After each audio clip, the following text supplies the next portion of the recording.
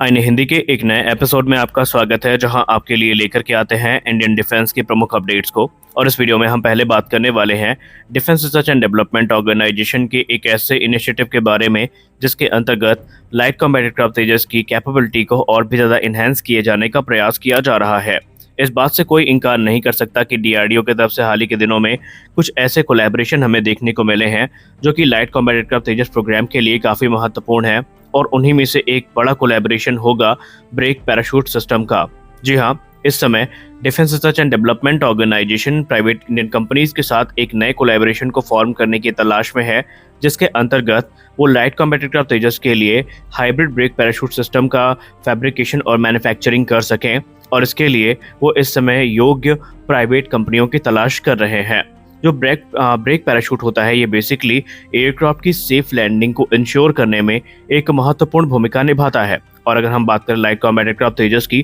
तो इसको बनाया ही इसी प्रकार से गया था कि शॉर्ट रनवे में भी लैंड और टेक ऑफ कर सके। तो ऐसे में लैंड करने के लिए, सेफली लैंड करने के लिए जो ब्रेक पैराशूट होते हैं, ये एक महत्वपूर्ण भूमिका निभाते हैं। ये बेसिकली एयरक्राफ्ट की जो प्राइमरी व्हील ब्रेकिंग सिस्टम होते हैं उनको सप्लीमेंट करते हैं और जो लैंडिंग रन है उसको रिड्यूस करते हैं। तो ये ऐसे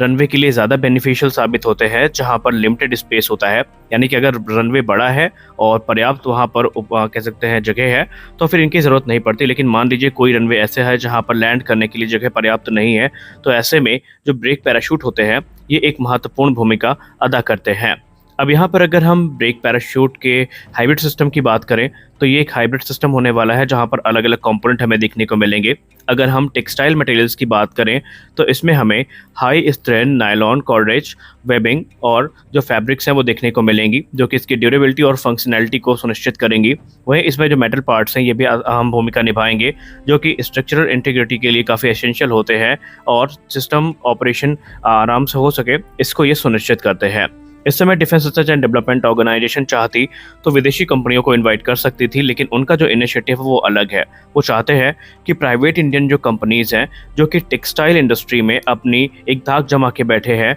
और वो इंडिजिनस एरोस्पेस मैन्युफैक्चरिंग में अपना हाथ आजमाना चाहते हैं, तो उनको एक बड़ा मौका दिया जाएगा। और ऐसे में ऐसी कंपनी जिनके पास टेक्सटाइल इंजीनियरिंग की एक्सपर्टीज़ है, हाई स्ट्रेंथ फैब्रिक मैन्युफैक्चरिंग की एक्सपर्टीज़ है, या फिर मेटल फैब्रिकेशन हो गया और दूसरे जो एरोस्पेस इक्विपमेंट है वो बना लेते हैं, तो उन्हें यहाँ पर मौका दिए जाने का जो प्रयास है वो डीआरडीओ के द्वारा किया जा रहा है। और डीआरडीओ ने खुद इस बात को कहा है कि इस समय हम इंडियन कंपनीज को इंकरेज करना चाहते हैं कि वो स्वदेशी जो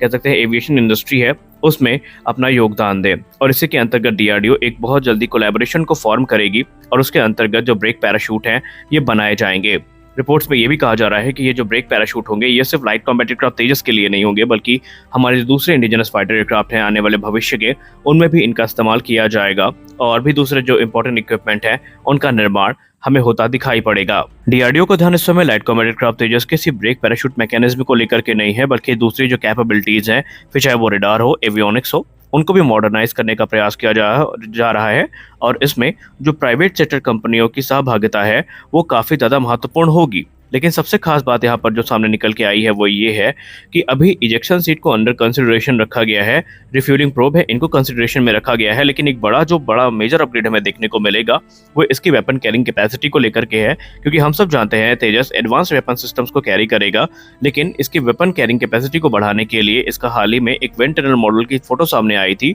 जहां पर इसके नए पायलन के बारे में बताया गया था। रिपोर्ट्स में कहा गया था कि इस मार्क 1A के लिए जो डुअल रैक पायलन है ये विकसित किए जा रहे हैं, जिससे कि इनकी स्ट्राइक कैपेबिलिटी को काफी ज्यादा इनहेंस किया जा सकेगा। हालांकि ये डेवलपमेंट अभी थोड़ा दूरी पर है, अभी इसको टेस्ट किया जाएगा, चीजें वैलिडेट की जाएंगी, उसके बाद ही जो आगे का कार्यक्रम है ये शुरू किया जाएगा। लास्ट ईयर भी हमने यही कहा था कि एमबीडीए एशरैम को लेकर के काफी ज्यादा उत्साहित है कि ये तेजस मार्क 1A में अपना एक विशेष स्थान बनाएगी और ये जो रशियन R-73 है उसका एक परफेक्ट रिप्लेसमेंट भी देखी जा रही है। इसके अलावा जो पाइथन 5 है ये भी एक काफी कैपेबल क्लोज कॉम्बैट मिसाइल है और भारतीय वायुसेना के पास इन मिसाइल्स के एक अच्छे खासे ऑप्शन भी उपलब्ध हैं। लेकिन स्ट्राइक पैकेज की बात करें तो भारतीय वायुसेना जो शॉर्ट रेंज कैपेबिलिटी है उसको एनहांस करने पर प्राथमिकता दे रही है अगर हम BBR कॉम्बैट कैपेबिलिटी की बात करें तो हमको पता ही है कि अस्त्र सीरीज की तीनों मिसाइल्स हमें देखने को मिलेंगी, जिसमें क्रमशः अस्त्र मार्क 1 होने वाली है, जिसका इंटीग्रेशन ऑलरेडी पूरा हो चुका है और टेस्टिंग से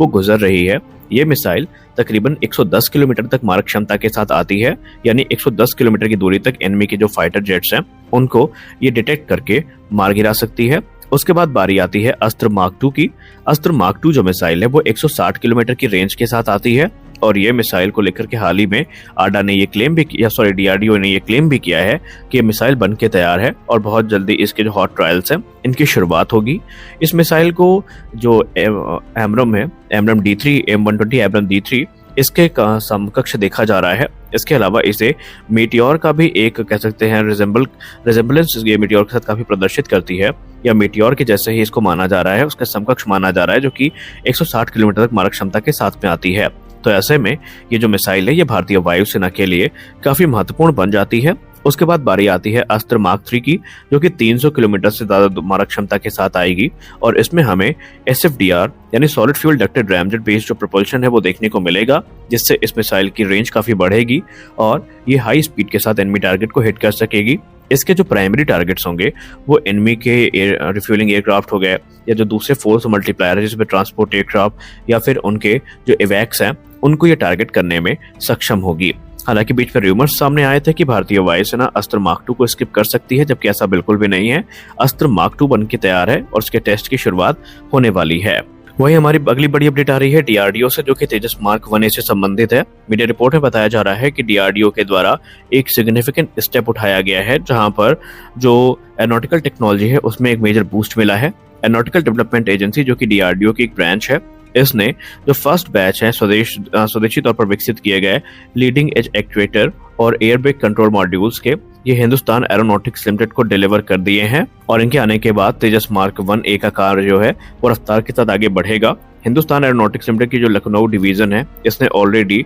जो हाई वॉल्यूम प्रोडक्शन है इसको लेकर के तैयारियां शुरू कर दी हैं, ताकि जो 83 तेजस मार्क 1A जेट का ऑर्डर प्लेस किया गया था 2021 में उनको ठीक समय पर पूरा किया जा सके। अब अगर हम बात करें लीडिंग एज एक्चुएटर की और एयरब्रेक कंट्रोल मॉड्यूल्स की, तो ये तेजस के जो क्रिटिकल कंपोनेंट हैं उनमें गिने जाते हैं, या यूं कह ले तेजस का जो सेकेंडरी फ्लाइट कंट्रोल सिस्टम है उसके ये क्रिटिकल कंपोनेंट हैं जो कि एक महत्वपूर्ण भूमिका निभाते हैं। यही नहीं बल्कि तेजस के और भी दूसरे जो क्रिटिकल कंपोनेंट हैं उनको इंडिजिनाइज किए जाने की बात की जा रही है। आप सबने हाल ही में डिफेंस न्यूज में सुना होगा कि तेजस के अधिकतर जो कंपोनेंट्स इनको चिन्हित कर लिया गया है और इनमें जो इंडिजिनाइजेशन की प्रक्रिया है ये शुरू हो चुकी है। फॉर एग्जाम्पल तेजस की जो इजेक्शन सीट है इसको लेकर के भी कुछ र्यूमर सामने आए हैं, जहां पर कहा जा रहा है कि इस समय तेजस की जो इजेक्शन सीट है इस पर कार्य शुरू हो चुका है और आने वाले भविष्य में हमें कुछ बड़ी अपडेट्स देखने को मिलेंगी। इसके अलावा जो रिफ्यूलिंग प्रोब है इसको लेकर के तो हम सब जान ही चुके हैं कि तेजस मार्क 2 के लिए एक रिट्रैक्टेबल प्रोब विकसित किया जा रहा है और माना जा रहा है उसी दौरान तेजस मार्क 1A के जो प्रोब हैं